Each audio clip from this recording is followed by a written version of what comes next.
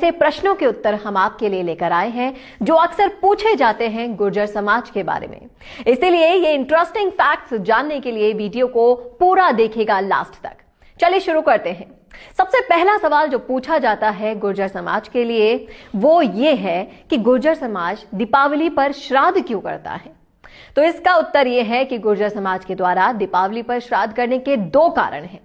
पहला, भगवान राम के पिता राजा दशरथ को पानी भगवान राम ने दीपावली के दिन ही दिया था। वनवास से आने के बाद चूंकि क्षत्रिय वीर गुर्जर सूर्यवंशी हैं और भगवान राम के वंशज हैं, इसी कारण दीपावली के दिन वो श्राद्ध किया करते हैं।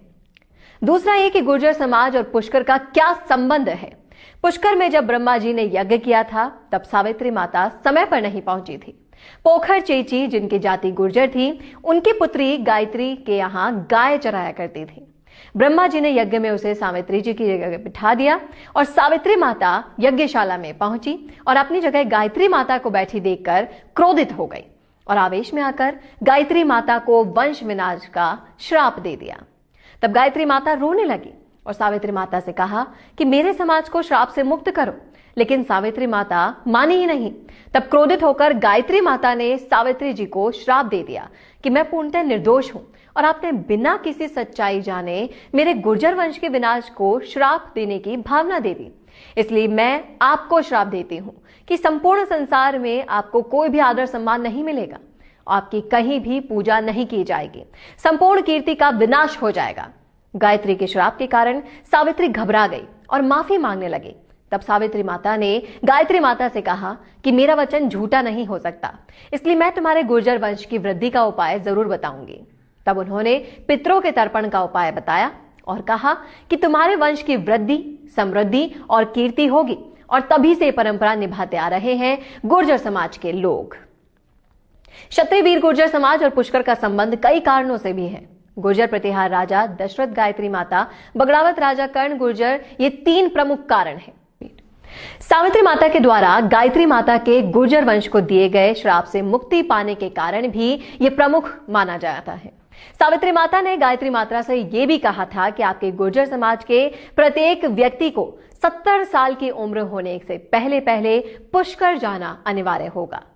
इसके अलावा भगवान श्री राम के द्वारा राजा दशरथ की अस्थि पुष्कर में ही विसर्जित की गई थी और गुर्जर समाज श्री राम के वंशज है, इसलिए राजस्थान में 80% से ज्यादा भगवान राम के पुत्र लव के वंशज लव गुर्जर और 20% से कम कुश के वंशज यानी कि खारी गुर्जर पाए जाते हैं और इस कारण पुष्कर का महत्व गुर्जर समाज के लिए बहुत बहुत ज्यादा है। बगड़ावत गुर्जरों का भी इनसे बहुत पुराना नाता है। जी हां, क्योंकि बगड़ावत गुर्जरों ने पुष्कर में घाटों का पुनर्निर्माण करवाया था और बगड़ावत गुर्जरों के कई स्थान पुष्कर में आज भी बने हैं। अगला सवाल यह है कि गुर्जर समाज दीपावली के दिन ब्राह्मणों का मुंह क्यों नहीं देखते।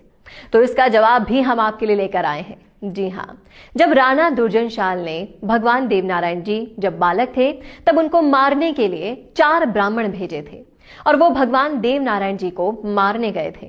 उन्होंने साड़ू माता से झूठ बोला और उन्हें जल लाने के लिए बावड़ी पर भेज दिया। जब साड़ू माता वापस आई तो चारों ब्राह्मणों में कोई अंधा, कोई लंगड़ा, किसी को सांप खाया हुआ मिला। तो चारों ब्राह्मण माता साड़ू के पैरों में गिर गए और माफी मांगने लगे। उन्होंने कहा कि हम तो आपके देव को मारने आए थे, पर हमें पता नहीं था कि ये बालक इतना चमत्कारी है। तब भगवान देवनारायण जी ने उन ब्राह्मणों को सही कर दिया। तब साड़ू माता ने ब्राह्मणों को श्राप दे दिया कि दीपावली के दिन गुर्जर जाति के लोग ब्राह्मणों का मुंह कभी नहीं देखेंगे।